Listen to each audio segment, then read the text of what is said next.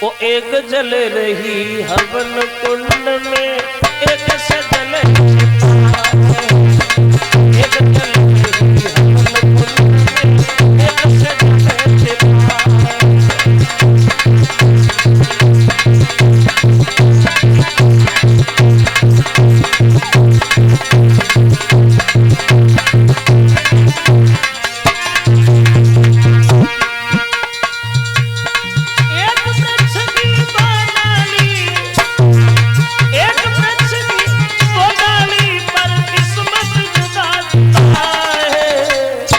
एक जल रही हवन कुंड में, एक से जल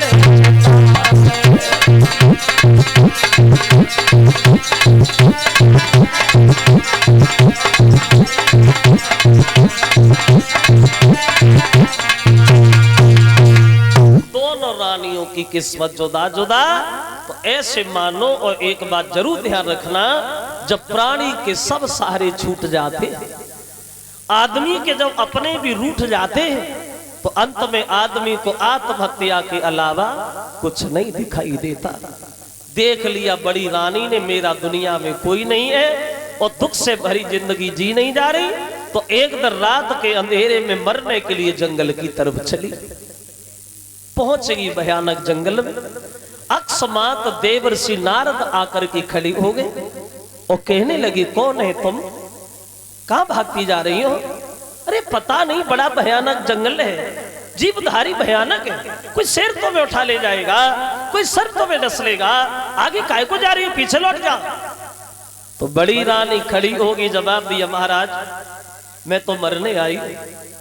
तो नारद बोले, मरने आई है बेटी, पागल है? जो पत्ता एक बार डाली से छूट करके जमीन पे गिर जाता है, वो पत्ता कभी दोबारा डाली में नहीं जुड़ता।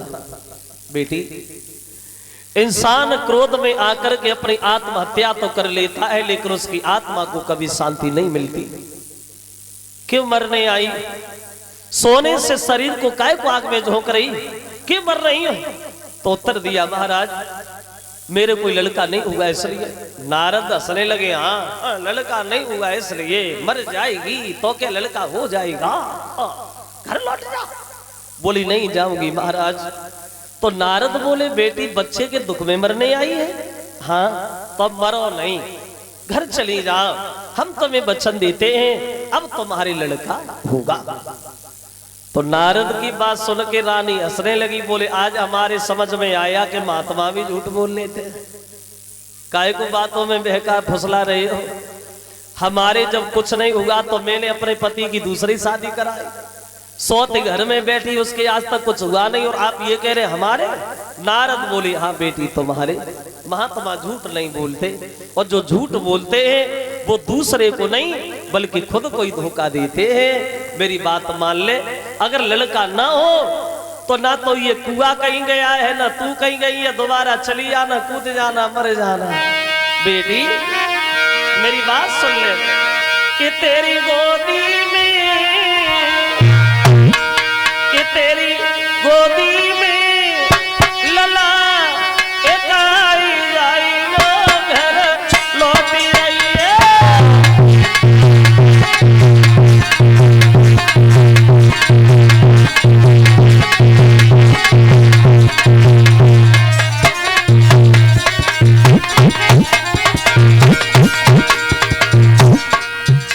लड़का होगा और बोले,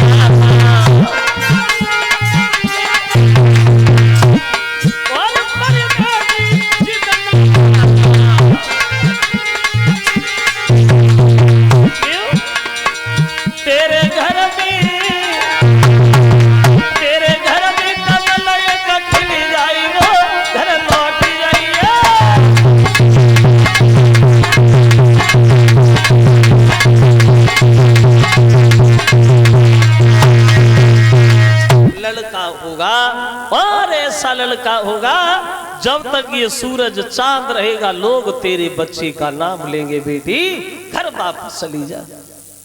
चली आई, महात्मा की बात समझ करके मान करके घर लौटे आई। अब लौट तो आई, टूटी सी चारपाई पे लेट गई, लेकिन नींद नहीं आई। वही बातें मन में आने लगी, परमात्मा कौन सा वो दिन होगा जब महात्मा की कई बात सच होगी? कौन सा समय आएगा जब मेरे गोदी में एक नन्हा सा बालक खेलेगा? कौन सी वो घड़ी होगी जब सब लोग हमें सम्मान की दृष्टि से देखेंगे? अब लेट गई लेकिन नींद नहीं आई। बड़ी रानी को अब लेट गई घर जाए और रात भर नींद न आई।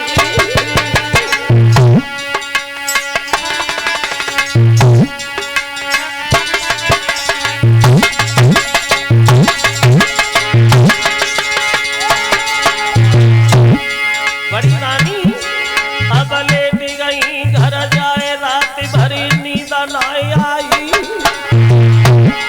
और सन्यासी की बात रही बुद्धि में दोहराई, घड़ी वो किसने ना गई। जब पुत्र तन से खाली गोदी मेरी भर जावेगी, ओए कवल ना मारो। और नई बात में आंगन में दो भुरारो है, ओए कल कुमार हमारो।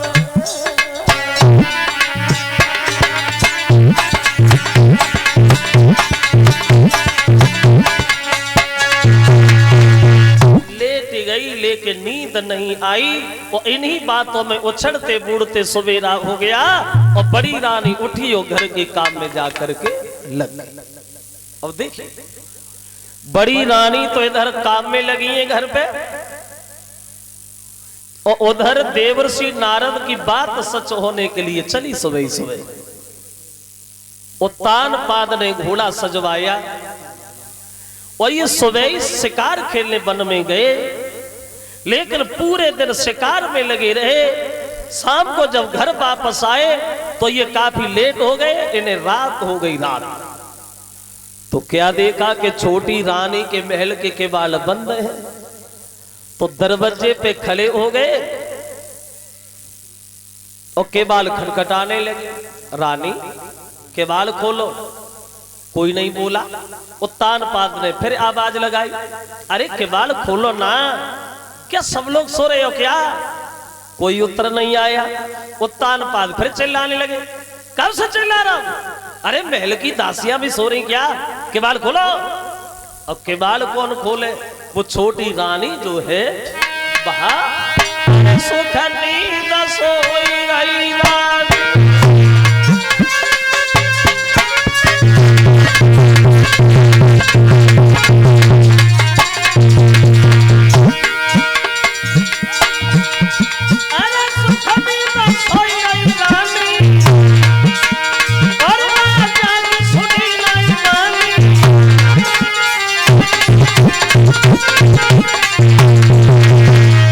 केवाड़ कौन खोले? छोटी रानी गहरी नींद में सोई गई। और जो महाराज ने छोटी को सोता देखा तो मन में आया, अच्छा हुआ सो गई। एक पत्नी हमारी और है, बहुत दिन हो गए मिले भी नहीं, मौका मिल गया तो चलो चलते बड़ी के पास, तुम सोओ खूब सोओ और भगवान करे इतनी सोआ जिंदगी में कभी जगह ही नहीं। आगे बढ़े कि जब ध्यान बड़ी को घोड़ा लौटाओ, छोड़ दिया सोते हुए सो जाओ और जिंदगी भर सो जाओ। आगे बढ़े, इसलिए तो दो पत्नियां ठीक रहती है घर में। जब ध्यान बड़ी को आओ और घोड़ा लौटाओ,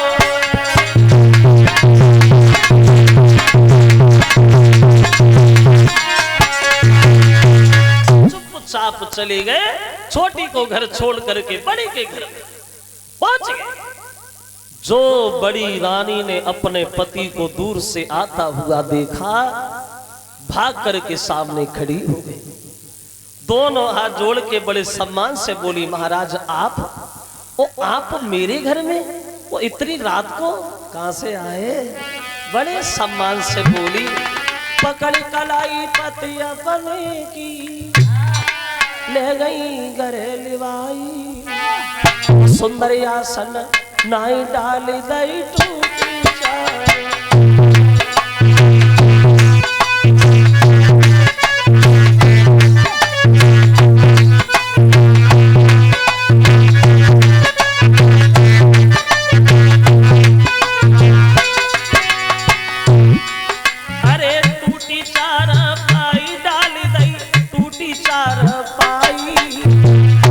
आसन नाई डाली दई टूटी चार पाई, लोटा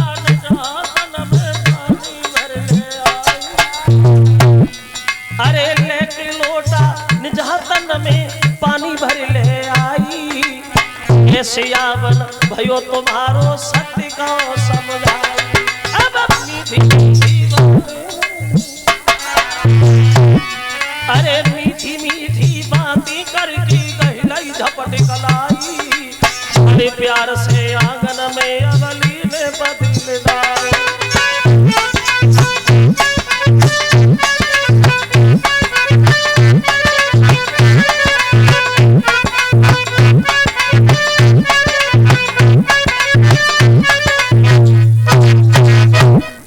बड़े सम्मान से बिठाया और पूछने लगी, महाराज इतनी रात को आप कहां से आए?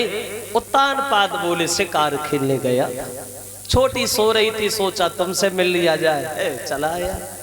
तो बोली, प्रभु आप भूखे भी होंगे, जौ की रोटी रखी है नमक के साथ, महाराज उत्तान पाद खाते हैं। वो एक बात कहते, कितनी बार मैंने तुमसे मना किया कि मेरी शादी न करा, तुमने एक नहीं मानी, तुमने अपने हाथ से ही अपने जीवन में जहर घोल लिया। तो पत्नी ने जवाब दिया, महाराज तो तुम क्यों परेशान हो रहे? तो क्यों परेशान? अरे तुम तो सुखी हो, और पत्नी को चाहिए क्या? जिसका पति सुखी है तो पत्नी पहले से ही सुखी है। सुहागिन बही है और जो पिया के मन भाए, और अभागिन बही है जो दिल से उतर जाए। यानी सुहागिन बही है जो पिया के मन भाए, वो अभागिन बही है जो दिल से उतर जाए। ये हम लोग कह देते।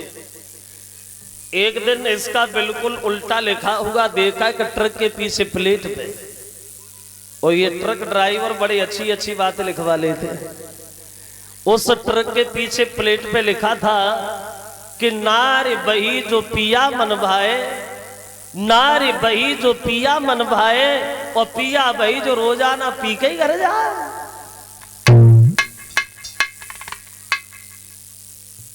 लेकिन एक विद्वान कहता है, एक कवि कल्पना करता है, अरे